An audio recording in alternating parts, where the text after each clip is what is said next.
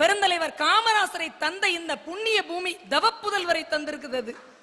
ஒரு 9 வயதானவர் மேடையில பேசுறாரு. கர்ம வீரர் காமராசர் அவர்கள் முதலமைச்சராக இருக்கும்போது அவர் தேர்தல் பிரச்சாரத்துக்காக வர்றாரு. ராமநாதபுரம் பக்கம் போறாரு. இன்னும் நான் வர்றதுக்குள்ள யாரோ பேசிக்கிட்டு இருக்காங்கன்னு, இது யாருன்னு ரொம்ப சின்ன பயலா தெரியுதேன்னு அப்படின்னாரு. நல்லா பேசுவாங்க, தலைவர் வர்ற வரைக்கும் கொஞ்ச நேரம் பேசட்டும், நாங்க தான் கூட்டு வந்தோம் மதுரையில இருந்து எப்படி வந்தான்? தனி கார், காசு. அடுத்த கேள்வி அதுதான்.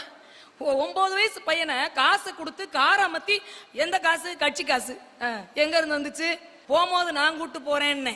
பெரியவங்க யாராவது வயசானவங்க இருந்தா அந்த கார்ல அவங்கள அனுப்புங்க, நான் சும்மா தானே போறேன். யாரு? முதலமைச்சர் கார்ல ஒரு 9 வயது மாணவரை ஏத்திக்கிட்டு ராமநாதபுரம் அவுட்டர் வந்தவனை இறங்க சொல்லி, என்ன படிக்கிற?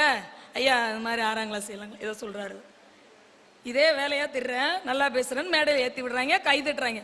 விட்டு பொலேர்னு ஒரு அறை. காமராஜருடைய கைகள் சாமுத்திரிகா லட்சணப்படி கீழே போட்ட முழங்கால தாண்டி விழும். ராஜயோகம் உள்ள கை, கொடுத்து கொடுத்து நீண்டு போன கை. விட்டா எப்படி இருந்திருக்கும்? செவிழு செவ்வுங்குது. என்னையா அடிச்சிட்டீங்க? பிறகு என்ன? படிக்கிற வயசுல மேடையில் ஏறி பேசிக்கிட்டு திருவியோ, அதுவும் அரசியல் கூட்டங்கள்ல. சரி விடு, என்னைய பிடிக்குமா? நீங்க என்ன உயிரியா? என்ன படிக்கணும்னு நினைக்கிற? ஐயா நான் ஐஏஎஸ் படிக்கணுங்க ஐயா, ஆனா அதுக்கு நிறைய இங்கிலீஷ் படிக்கணுமா ஐயா? எனக்கு தமிழ் மட்டும்தான் தெரியும். தமிழ்ல வடியப்பா.